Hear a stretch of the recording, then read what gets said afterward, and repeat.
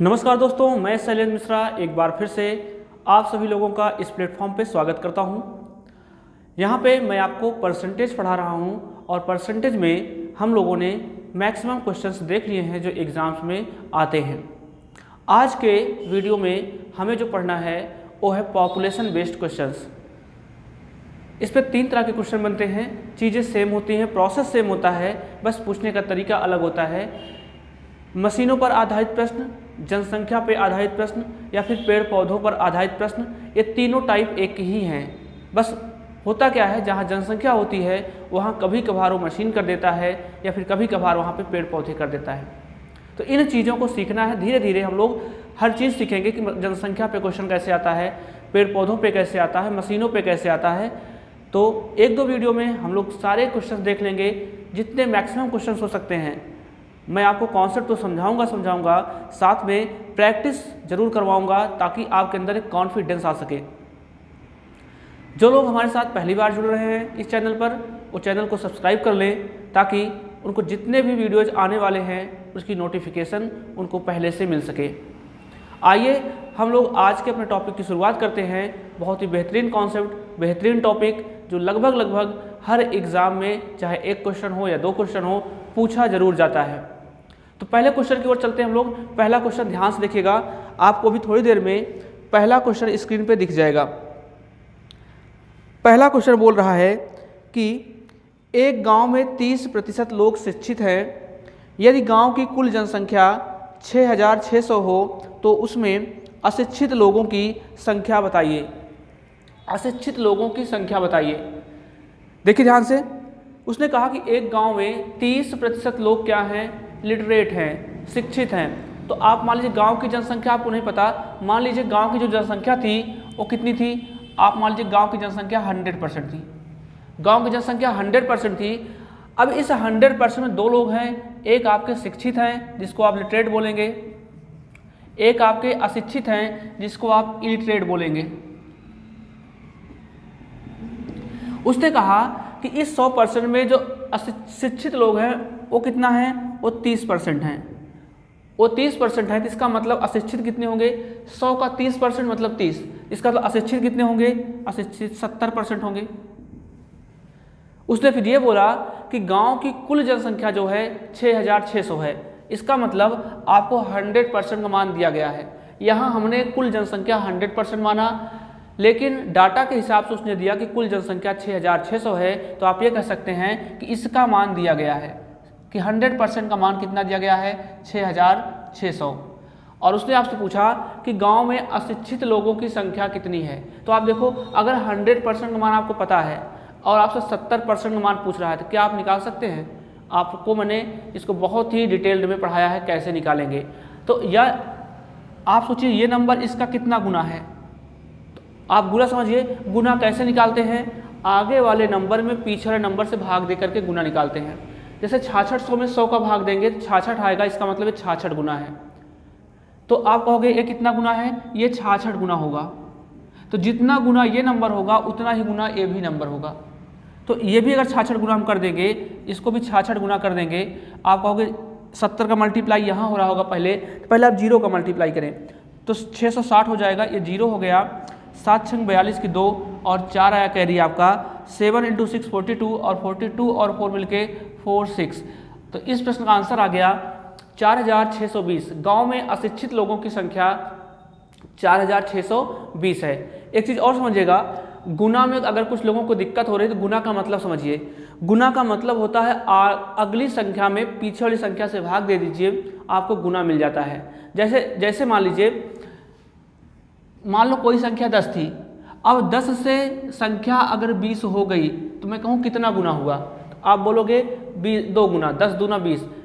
देखिए छोटे नंबर हैं, लेकिन गुना करने का तरीका ये होता है कि आप आगे वाले नंबर में पीछे नंबर से भाग कर दीजिए। अगर मैं कहूँ 10 से 20 हो गया तो कितना गुना, तो आप कहोगे कि 20/10 कर देंगे, जितनी बार भाग जाएगा उतना गुना हो जाएगा। जैसे एग्जाम्पल के थ्रू समझिए और थोड़ा सा,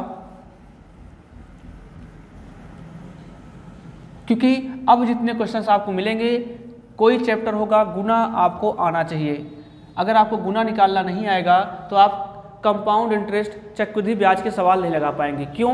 क्योंकि वहाँ पे तो मैक्सिमम बार आपको टाइम्स गुना ही मिलेगा, तो इसलिए इसको यही समझ लीजिए। जैसे मान लीजिए आपके पास 50 रुपये था, अब 50 रुपये के बाद आपके पास अब हो गया 150 रुपये, तो मैं बोलूँ 50 रुपये था 150 रुपये हो गया, तो अब कितना गुना हुआ?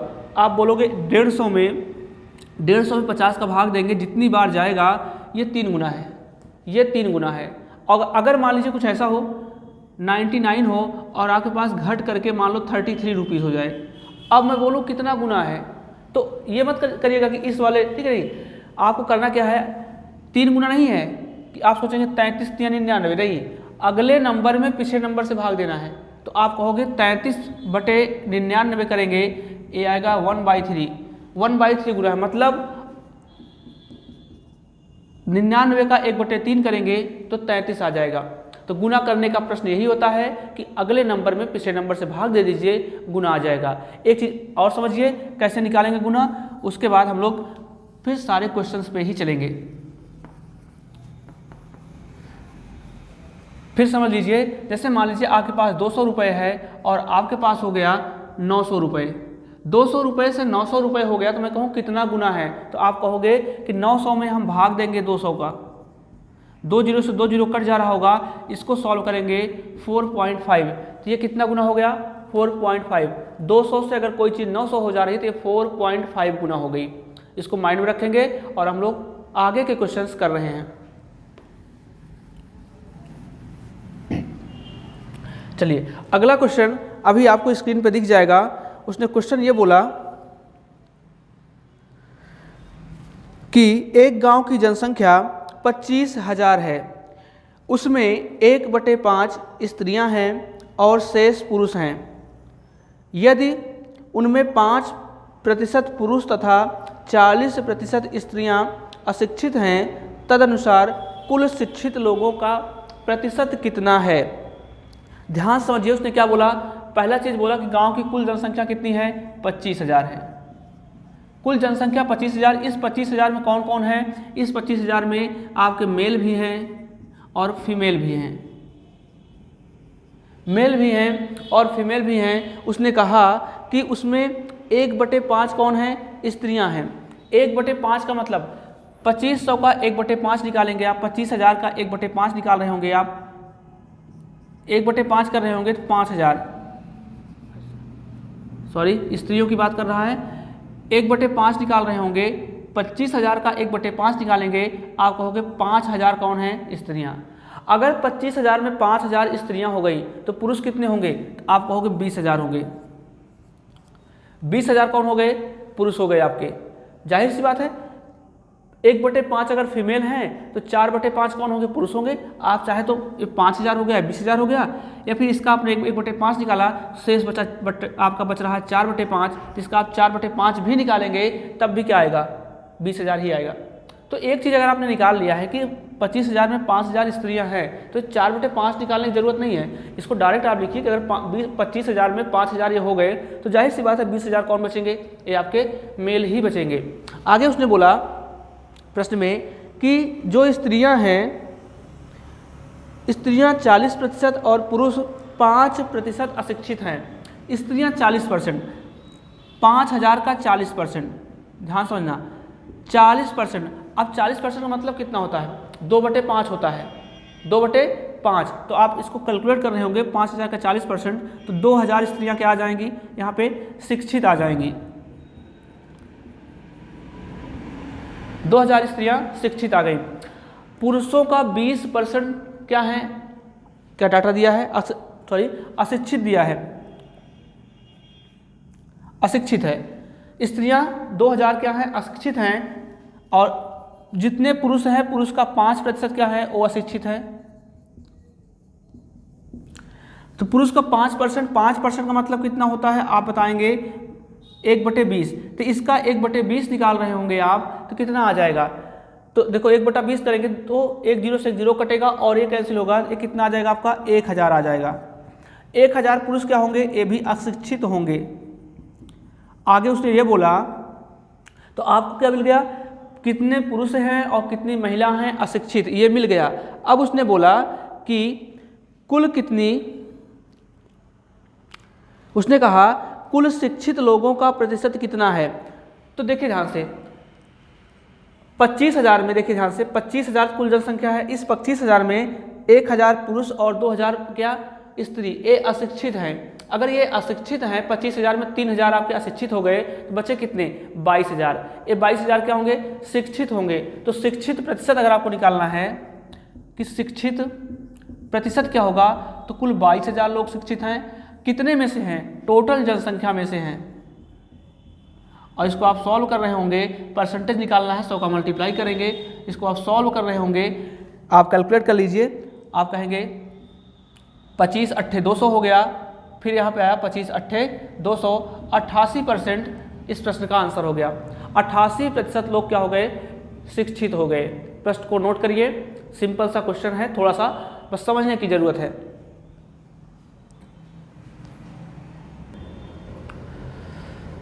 चलिए अगले क्वेश्चन की ओर हम लोग चलते हैं, लेकिन अगले क्वेश्चन पे चलने से पहले एक चीज़ समझिएगा, जनसंख्या बेस्ड जो क्वेश्चंस नॉर्मली होते हैं उसको आप निकाल सकते हैं, लेकिन जनसंख्या हो या मशीन हो या पेड़ पौधा हो, इस पर 2 तरह के क्वेश्चन पूछे जाते हैं। यह तो ऐसा पूछेगा कि कुछ जनसंख्या थी गाँव की, कुछ परसेंट के हिसाब से जनसंख्या बढ़ती है, 2 वर्ष के बाद जनसंख्या कितनी होगी।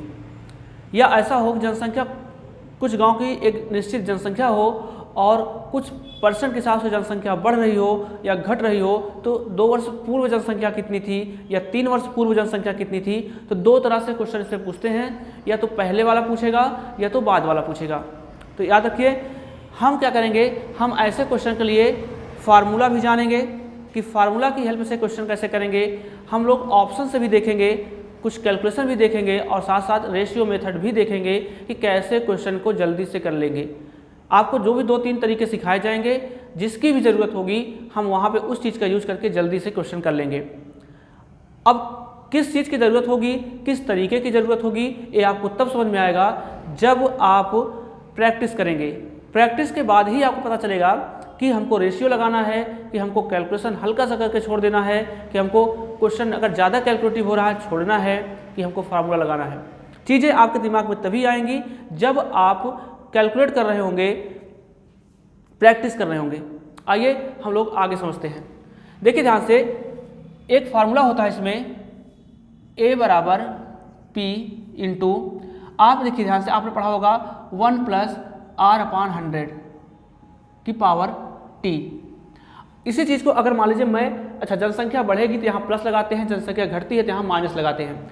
इस चीज़ को क्या करेंगे, ध्यान समझिए, इसको डायरेक्ट लिख दे रहे हैं। इसको सॉल्व करके 100 ± R/100 की पावर T। T मतलब समय। अगर समय सेम है, मान लीजिए 2 साल के लिए बढ़ रहा है, 3 साल के लिए बढ़ रहा है, रेट सेम है, समय सेम है, तो रेट की वैल्यू वही रख देंगे। और उसके बाद समय जितने साल बोलेगा, 2 साल 3 साल 4 साल, हम पावर उतना लगाते हैं कि इसको सॉल्व कर लेंगे। लेकिन अगर मान लीजिए समय अलग अलग हो, अगर समय 2 साल हो, समय 3 साल हो, समय 4 साल हो, कुछ भी हो, लेकिन रेट जो है अलग अलग हो, जब दर प्रतिशत अलग अलग हो, जब दर प्रतिशत अलग अलग हो, तो आप क्या करेंगे, A बराबर P, पहली बार क्या होगा 100 ± R1/100। ये पहले साल के लिए, मान लीजिए पहले साल की रेट R1 है, ठीक है। दूसरे साल की रेट मान लीजिए R2 हो गई, तो 100 ± R2/100। ऐसे ही 100 ± R3/100 और ऐसे ही चलता जाएगा ये।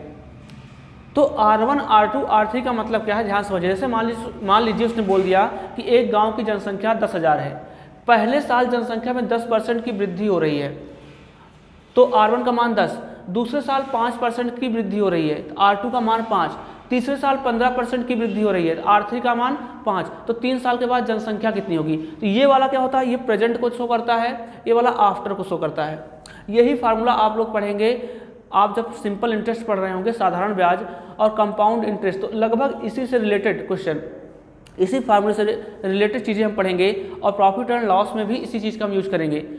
तो देखिए ये फार्मूला है आपका, आप इनको ऐसे कर रहे होंगे। अगर रेट बढ़ेगी, वृद्धि हो रही होगी तो हम +R लेंगे, और रेट घटेगी तो हम -R लेंगे, ठीक है, तो इस चीज़ को नोट कर लीजिए और हम लोग क्वेश्चन की ओर चलते हैं ताकि आप फार्मूला देख पाएँ कि फार्मूला होता कैसे है, इसका यूज कैसे करते हैं हम लोग।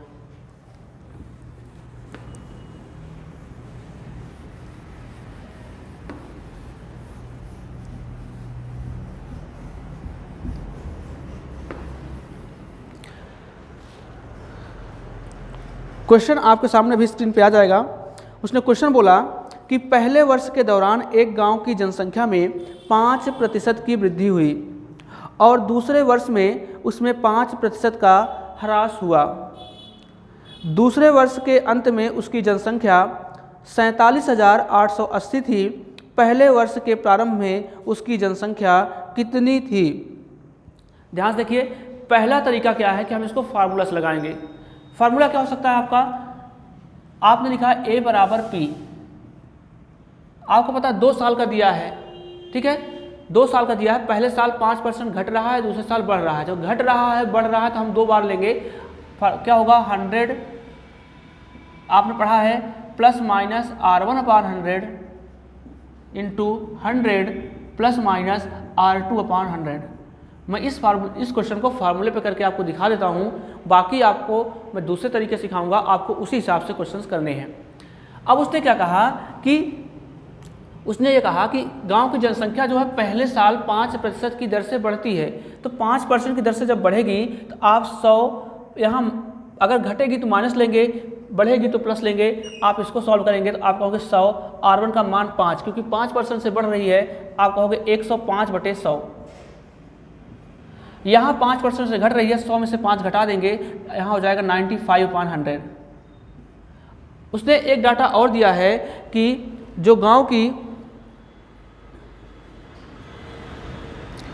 कह रहा है कि प्रारंभिक संख्या बतानी है हमको। प्रारंभिक मतलब इस P का मान बताना है हमको P का मान बताना है, जबकि जनसंख्या कुछ रही होगी, वो कुछ बढ़ी कुछ घटी, उसके बाद जनसंख्या कितनी हो गई? जनसंख्या हो गई आपकी 47,880। 47,880 हो गई जनसंख्या आपकी, ठीक है, ये आपका फार्मूला हो गया। अब कह रहा है कि इसमें P का मान बताइए आप कि जनसंख्या पहले कितनी थी, ठीक है, पहले वर्ष के प्रारंभ में जनसंख्या कितनी थी, मतलब इनिशियल में आपसे पूछ रहा है। इसको कैलकुलेट कर लेंगे, आप P का मान निकाल लेंगे, वो आपकी जनसंख्या आ जाएगी। तो ये फार्मूला है जहाँ जो थोड़ा बहुत कैलकुलेटिव हो जाता है करना, तो आप कर सकते हैं, ऐसा नहीं है कुछ। और एक चीज़ और समझिए यहीं पे, जैसे मान लीजिए मैंने क्या कहा कि 5% से बढ़ रही है, तो उसको आप फार्मूला मत लिखिए, डायरेक्ट माइंड में सोचने की कोशिश करिए कि 5% से बढ़ रही है, इसका मतलब ये हो गया कि 100 में 5 जोड़ देंगे 105%। 10% बढ़ा तो 100 में 10 जोड़ दीजिए 110%। 25% बढ़ा तो 125%, या फिर 15% मान लीजिए अगर घटा तो 100 से 15 घटा देंगे 85%। 20% घटा तो 100 से 20 घटा देंगे 80%। जितना भी परसेंट बढ़ेगा उसको 100 में जोड़ लेंगे, डायरेक्ट लिख देंगे, और जितना भी परसेंट घटेगा उसको 100 से घटा के डायरेक्ट लिख देंगे। तो ये तरीका तो ये हुआ कि इसको हम ऐसे करेंगे। दूसरा तरीका क्या हुआ? दूसरा तरीका ये हुआ कि हम उसको रेशियो से कर सकते हैं, ठीक है। रेशियो भी इंपॉर्टेंट कॉन्सेप्ट है। रेशियो क्या है? उसने बोला कि 2 चीज़ों की बात किया है, एक प्रेजेंट की बात किया है, एक प्रेजेंट की बात किया है और एक आफ्टर की बात किया है।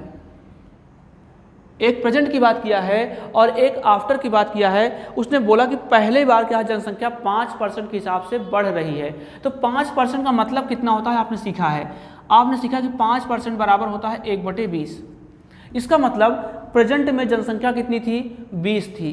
तो आपने देखा जब 20 थी तो कोई दिक्कत नहीं। अब पहली बार 20 से बढ़ी है, 5% बढ़ी तो 20 थी, ऊपर का नंबर दिखाता है कितनी बढ़ रही है, तो यहाँ 1 बढ़ रही है, तो 20 से हो गया कितना? 21। ये पहले साल है। दूसरे साल क्या हुआ? 5% के हिसाब से घट गई। 5% मतलब 1/20 होती है, अब की बार घट रही है। मतलब अगर 20 थी जनसंख्या दूसरे साल तो घट के कितनी हो गई? 19 हो गई। मेरे ख्याल से यहाँ तक किसी कोई दिक्कत नहीं है। अब इनका क्या करते हैं, देखिए ध्यान से, ये रेशियो है, इन दोनों के बीच में रेशियो है। इसका आपस में मल्टीप्लाई कर लेते हैं, जो आता है नीचे लिखते हैं। इसका आपस में मल्टीप्लाई कर लेंगे, जो आएगा नीचे लिखेंगे। और एक चीज़ याद रखिएगा, अगर कुछ ऐसा नंबर इधर है, कुछ नंबर ऐसा इधर है जो आपस में कैंसिल हो सकते हैं, मतलब इधर का नंबर इधर से कैंसिल हो जाए, इधर का नंबर इधर से कैंसिल हो जाए, इधर का नंबर इधर से, मतलब ये नंबर आपस में एक दूसरे से अगर कैंसिल हो रहे हैं तो आप उनको सॉल्व कर सकते हैं, कैंसिल कर सकते हैं। देखिए इसको मल्टीप्लाई कर रहे होंगे 20, 400, इसको मल्टीप्लाई करे होंगे 19 एकम 19 और एक आया कैरी 19 दूना 38 और 38 से 39 आया, 399 आ गया। आगे प्रश्न उसने क्या बोला, उसने प्रश्न में ये बोला है कि जो जनसंख्या है वो कितना है 47,880, इसका मान आपको कितना दिया गया है 47,880 दिया गया है। ये 399 हो गया, इसका मान 47,880 दिया गया है। तो अब देखिए आपको पहले गुना समझना होगा। अगर रेशियो के हिसाब से जनसंख्या 399 है, लेकिन वास्तव में जनसंख्या कितनी है दिख नहीं रहा होगा आपको, यहाँ लिख देते हैं 47,880। तो वास्तव में जनसंख्या कितनी है 47,880। ये कितने गुना पर है, तो गुना निकालने के लिए आप क्या करेंगे, इस नंबर में इससे भाग करेंगे। तो भाग करेंगे तो ये आएगा 120 गुना पे, मतलब 399 गुणा 120 करेंगे तो इतना आएगा। अगर ये 120 गुना पे है तो ये भी 120 गुना पर होगा। तो 12 चौके 48 और साथ में 3 जीरो लगा देंगे आप, इसका आंसर कितना आ जाएगा 48,000 गाँव की जनसंख्या हो गई। तो ये रेशियो मेथड है, आप फार्मूले से कैलकुलेट कर रहे होंगे तब भी यही चीज़ आएगा। इनको दोनों को आप कैलकुलेट कर लीजिए, उसके बाद हम लोग अगले क्वेश्चन पे काम करते हैं। आने वाले सारे क्वेश्चन में हल्का सा आपको हिंट जरूर करूंगा कि फार्मूला पे क्वेश्चन कैसे लगाएंगे। बाकी हम लोग रेशियो मेथड पे ही काम करने वाले हैं। क्वेश्चन नोट करिए और हम लोग अगले प्रश्न की ओर चलें। चलिए अगले प्रश्न की ओर। अगला प्रश्न आपको दिख रहा होगा कि किसी जनपद में रहने वाले व्यक्तियों की संख्या 64,000 है। यदि यह जनसंख्या 2.1/2% वार्षिक की दर से बढ़ती है तो 3 वर्ष बाद वहाँ रहने वाले व्यक्तियों की संख्या क्या होगी। तो मैंने आपको सिखाया कि जनसंख्या वाले प्रश्न हो, मशीन वाले प्रश्न हो, पेड़ पौधे वाले प्रश्न हो, इन सभी को हम लोग चाहे फार्मूला से करें, चाहे रेशियो से करें, या कुछ टेक्निक लगा के करें। और टेक्निक क्या होगी हम आपको बताएंगे अभी थोड़ी देर में। तो क्या करना है, हम इनको 2-3 तरीके से कर सकते हैं। जैसे ये क्वेश्चन है आपका, जिसको पहला तरीका तो यह है कि आप इसको फार्मूले से करिए। फार्मूला आपने क्या सीखा, आपका फार्मूला था कि A बराबर P 100 ± R/100 की पावर T। ये तब का फार्मूला है जब हर साल के लिए रेट क्या हो, इक्वल हो। जब 2 साल के लिए रेट इक्वल, रेट का मान रख देंगे, समय 2 रख देंगे, यहाँ पे लगा देंगे। 3 साल 4 साल, जब हर साल के लिए रेट इक्वल हो तो हम इस फार्मूले का यूज कर लेंगे और क्वेश्चन लगा रहे होंगे। उसने प्रश्न में क्या बोला कि 3 साल के बाद उसको जनसंख्या बतानी है। देखिए जब आप साधारण ब्याज चक्रवृद्धि ब्याज पढ़ेंगे तो A को वहाँ बोलते हैं मिश्र धन और P को बोलते हैं प्रिंसिपल मूलधन। तो 3 साल बाद अगर कोई चीज़ पूछ रहा है, इसका मतलब मिश्र धन के बारे में बात कर रहा है वो, और पहले पूछता तो कोई बात ही नहीं, मूलधन के बारे में पूछता। तो इसको अगर आपको करना है, ध्यान समझिए, आपको A का मान बताना है तो आप कहोगे इसका मान 64,000 हो गया, P का मान 64,000। उसने कहा कि एक गांव में 64,000 व्यक्ति हैं, मतलब प्रेजेंट में कितने हैं, इतने। अब उसने बोला कि 2.1/2 की दर से वृद्धि हो रही है, तो आप कहोगे वृद्धि हो रही है मतलब 100 प्लस 2.1/2, आप कहोगे 2.1/2। सीधा सीधा पूरा परसेंटेज आपको लिखना है। यहाँ पे 10% वृद्धि हो रही तो सीधा 110 लिखेंगे आप। ऐसा नहीं कि 10% मतलब 1/10 लिख देंगे, नहीं, जितना परसेंट पूरा बढ़ेगा उतना ही पूरा लिखेंगे जब आप फार्मूला लगाएंगे। तो अपॉन में कितना 100। 3 साल बाद पूछा है, पावर 3 लगा दीजिए। इसको आप सॉल्व करेंगे, 2 दूना 4 1 5, 5/2 हो जाएगा, 5/2। और जिसको कैलकुलेट कर रहे होंगे तो कितना आ जाएगा, ये 5/2 हो गया तो कल 200, और इधर कितना आ जाएगा 205 बटे, नीचे इसको कर रहे होंगे 200 हो जाएगा कि पावर 3 हो जाएगा इंटू 64,000। इसको कैलकुलेट कर लीजिएगा। इसको जब कैलकुलेट करेंगे तो इसको ऐसा लिख सकते हैं 100 प्लस ये 2 दूना 4 1 5, ये 5/2 हो गया और अपॉन में 100 आ गया। इसको सॉल्व कर रहे होंगे 100 दूना 200 और यहाँ 5 जोड़ेंगे 205, ऊपर 205, ये 2 नीचे आ जाएगा, अपॉन में 200 हो जाएगा। इसको मैंने डायरेक्ट लिख दिया है। तो याद रखिएगा इतना हो गया। अब इसको आप कैलकुलेट कर रहे होंगे, आप कैलकुलेट कर सकते हैं। आप कहोगे 64,000 इंटू, इसको 5 से काट सकते हैं, 5 चौके 20 और 5 एकम 5 और 5 चौके 20। तो ये हो गया आपका 41 का क्यूब, 41 गुणे 41 अपॉन 40 गुणे 40। आप इसको सॉल्व कर रहे होंगे, 3 जीरो से आपका 3 जीरो कैंसिल हो गया और इधर का 4 चौके 16, 16 चौके 64, तो इस 4 से पूरा ये कट गया। अब बचा कितना आपका, अब बचा आपका 41 का क्यूब, आपका 41 का क्यूब बचा। और उसके बाद एक, या तो आपको 41 का क्यूब याद हो, ठीक है, जो पॉसिबल नहीं है। अगर नहीं याद है तो आपको कम से कम 41 का स्क्वायर तो याद होना चाहिए। अगर वो भी नहीं याद है तो कोई दिक्कत नहीं, आप 41 का स्क्वायर निकाल लीजिए। अगर आपको 41 का स्क्वायर याद है तो अच्छी बात है, नहीं याद है तो निकाल लीजिए आप, और निकालने के बाद फिर से 41 का मल्टीप्लाई करिए, आंसर दीजिए। तो इसको कैलकुलेट कर रहे होंगे आप 41 का क्यूब, तो आप इसका जो आंसर आएगा वो आएगा 68,921। 68,921 इसको कैलकुलेट कर रहे होंगे तो इसका आंसर आएगा। तो कैलकुलेशन तो आपको ही करनी है, तो इसलिए आपको कुछ स्क्वायर याद होने चाहिए। अगर नहीं याद है मैं नंबर सिस्टम में इसको कराऊंगा, वहाँ स्क्वायर आपको अच्छी तरह से याद हो जाएंगे। अभी फिलहाल ये फार्मूला था, इसको फार्मूला बेस से हम कर सकते थे। दूसरा तरीका क्या है, देखिए ध्यान से। दूसरा तरीका मैंने आपको सिखाया कि हम इसको रेशियो से कैसे करेंगे। आप जिसकी जब भी ज़रूरत पड़े हम उसका यूज कर लेंगे। प्रश्न कभी कभार क्या होता है, फार्मूले से ईजी हो जाता है, रेशियो से टिपिकल हो जाता है। कभी कभार रेशियो में टिपिकल होगा, फार्मूले से ईजी हो जाता है। तो इसीलिए 2-3 तरीके अगर हम सीखे रहेंगे, जहाँ जिसकी ज़रूरत होगी हम उस चीज़ को वहाँ पर लगा देंगे। अगर मान लीजिए इसी क्वेश्चन को हम लोग रेशियो से करें तो कैसे करेंगे ये समझिए। एक आपका दिया है प्रेजेंट का डाटा और आपसे आफ्टर वाला पूछा गया है। उसने बोला कि 2 सही 1/2 की दर से वृद्धि हो रही है। तो 2 सही 1/2% मतलब कितना होता है, आप कहेंगे 1/40। क्यों, 2/2 दूना 4 1 5, आप कहोगे 5 बटे कितना 200 हो जाएगा, इसको काटेंगे तो 1/40 आएगा।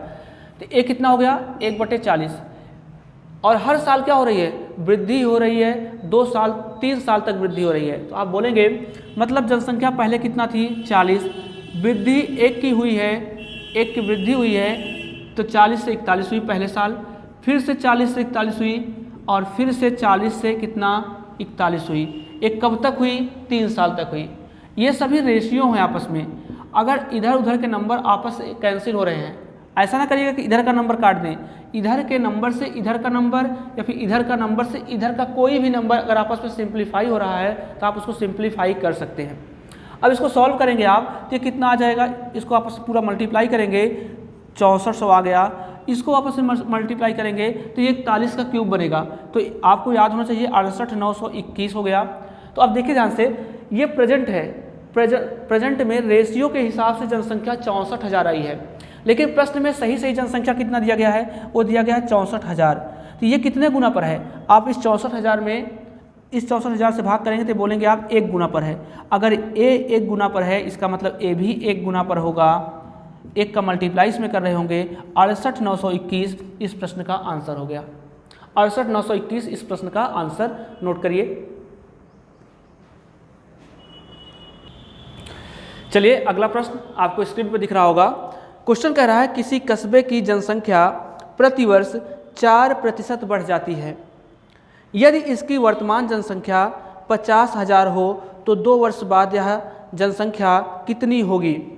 तो फिर से आप इसको रेशियो से भी कर सकते हैं, फार्मूले से भी कर सकते हैं। अगर फार्मूले से करना है, आपको P का मान दिया गया है, आपको P का मान दिया है, A से पूछा है तो मतलब A बराबर P का मान आपको 50,000 उसने दिया है। उसने कहा जनसंख्या प्रतिवर्ष कितना बढ़ती है, तो जनसंख्या प्रतिवर्ष 4% बढ़ जाती है। तो 4% मतलब 100 + 4, आप कहोगे 104/100। 2 साल का प्रश्न है, क्योंकि दोनों साल की रेट इक्वल है तो आप पावर 2 लगा देंगे। इसको आप सॉल्व करेंगे, जो आएगा वो आपका आंसर होगा, जो भी आएगा वो आपका आंसर होगा। लेकिन अगर मान लीजिए अब इसको कुछ लोग सॉल्व करने की कोशिश करेंगे, आप काट सकते हैं, आप 2 से काटेंगे, 52 बार में 2 से काटेंगे 25 बार में, या फिर इतना हो गया। अब इसको आप कैलकुलेट कर रहे होंगे तो आप कहेंगे 5,000 50,000 गुणे 52 का स्क्वायर मतलब 52 × 52 अपॉन में 25 × 25। तो इसको आप सॉल्व कर लीजिएगा, जो भी आए वो आपका आंसर होगा, जो भी आए वो आपका आंसर होगा। चलिए आगे देखते हैं इसको हम कैसे रेशियो मेथड से कैसे करेंगे। अब उसने क्या बोला, जो देखिए ध्यान से, उसने कहा 4% के हिसाब से रेट जनसंख्या में वृद्धि होती है। तो 4% का मतलब कितना होता है, तो आप बोलेंगे 4% मतलब 1/25। 1/25 मतलब 25 अगर जनसंख्या पहले थी तो 1 वृद्धि होकर के कितनी हो जाएगी 26 हो रही, 1 की वृद्धि होगी 26 हो जाएगी। तो जनसंख्या 25 थी तो 25 से 26 हो गई, ये कब तक हो रही है? ये तब तक हो रही है जब आपकी ये 2 साल तक हो रहा है। तो 25 से 26 पहले साल, तो दूसरे साल भी 25 से कितना हो जाएगा? 26 हो जाएगा, 25 से 26 हो जाएगा। अच्छा, यहाँ गलती हो गई, इसको देख लीजिएगा, 2 से काटेंगे इसको 52 बार में, ये 50 हो जाएगा, या फिर 4 से काट लीजिए, 4 से काटेंगे 25 बार में, 4 से काटेंगे 26 बार में, ये 26/25 हो जाएगा। अब अगर इसको आप, ये रेशियो है आपका, ये रेशियो है आपका, पहले ये थी, वर्तमान में ए थी और ये बाद का है, ठीक है। इसको मल्टीप्लाई कर रहे होंगे, 625 आ गया, और इसको करेंगे 26/26 मतलब 26 का स्क्वायर, तो आप कहेंगे 676 आ गया। तो इस 625 का मान देखिए ध्यान से, वर्तमान जनसंख्या ये है, रेशियो के हिसाब से 625 है, लेकिन जनसंख्या के हिसाब से इसने 50,000 आपको दिया है, 50,000 दिया है। अब आप हमको बताओ कि ये कितने गुना पर होगा, ये कितने गुना पर होगा? आप खुद सोचो कि 50,000 है तो 25,000 का डबल तो होगा ही होगा, 100%। तो आप कहोगे 6 चौक, अगर ये 600 है मान लीजिए, 6 चौके 2400 हो गया, 6 चौके 2400, मतलब ये 4 गुना, देखिए 4 गुना पे कितना 2500 हो जाएगा, 4 गुना पे ये कितना 2500। आप इसमें एक भाग दे लीजिए और भाग दे करके देखिए कि कितना हो रहा है। तो देखिए 625, आप यहाँ तक जाएंगे 6 8 48 हो जाएगा, 6 8 48, तो 5 बार 25, 8 बार 25 का भी मल्टीप्लाई करेंगे, तब कर लीजिए। तो आप क्या करिए, इस 50,000 में 2500 का भाग, 625 का भाग दे दीजिए, तो आप देखेंगे कितने गुना पर आ रहा है, ये 80 गुना पर आ रहा है। अगर ये 80 गुना पे आ रहा है तो ये भी 80 गुना पर होगा। तो आप इसको मल्टीप्लाई कर लीजिए, इतना गुणे 80, तो 0 का मल्टीप्लाई यहाँ होगा, 0 हो जाएगा, और ये 8 छंगा 48, और ये 8 सत्ते 56, 4 60, और उसके बाद 8 छंगा 48 और 48 है 54, तो 54,080, 54,080 इस प्रश्न का आंसर हो गया। नोट करिए।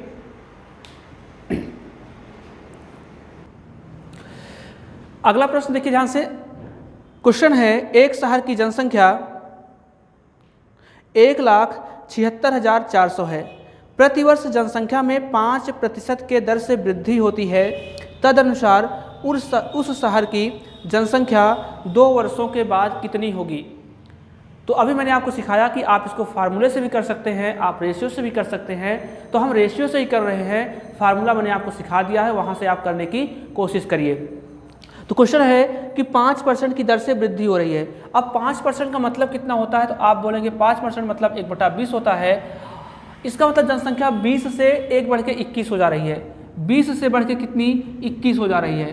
कितने साल तक हो रही है ये देख लीजिए आप, उसने बोला कि 2 साल तक हो रही है। तो ये 20 से कितना, 20 से ये भी 21 हो गया, 20 से 21 और 20 से 21।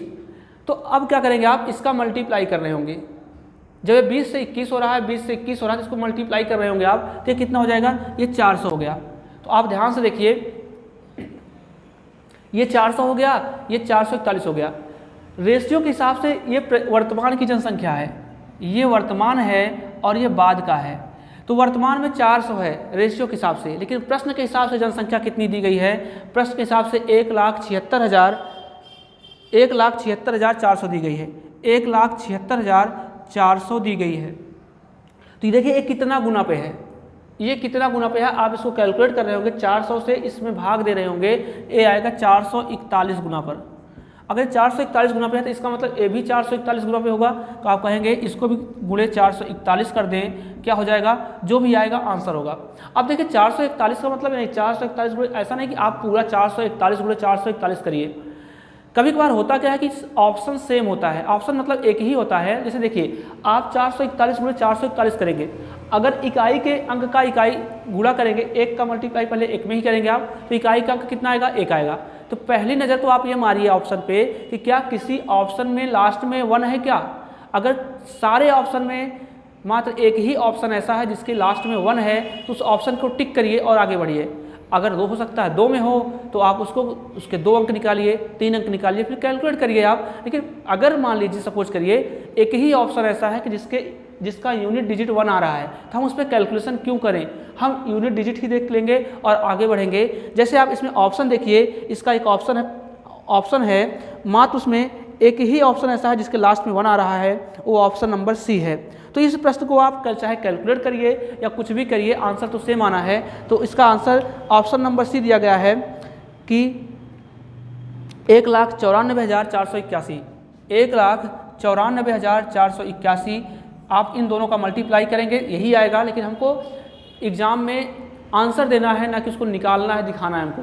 तो हम यूनिट डिजिट ही देख लेते हैं, 1 गुणे 1 करेंगे 1 ही आएगा। तो चारों ऑप्शन में मात्र एक ही ऑप्शन अगर आपको मिल रहा है तो आप टिक करके आगे बढ़िए। आइए हम लोग अगले प्रश्न की ओर चलते हैं।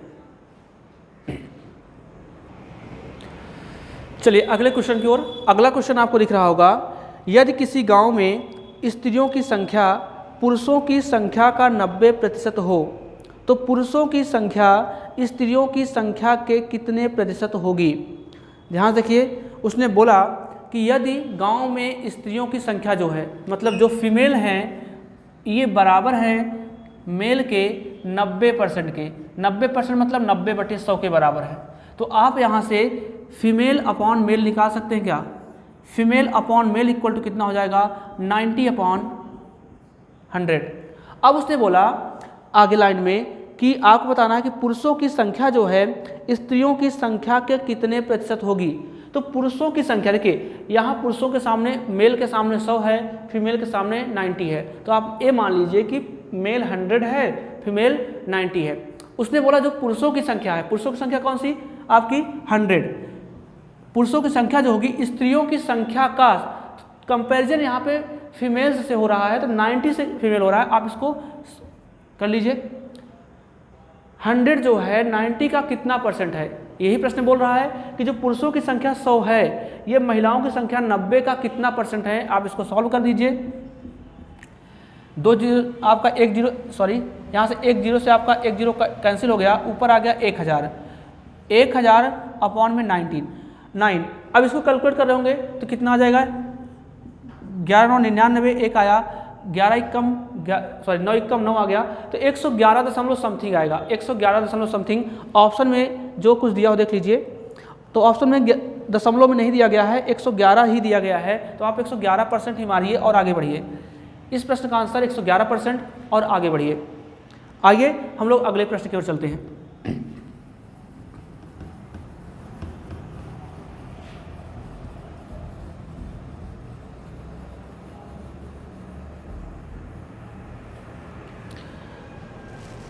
चलिए अगला प्रश्न ध्यान देखिए। अगले प्रश्न में बोल रहा है,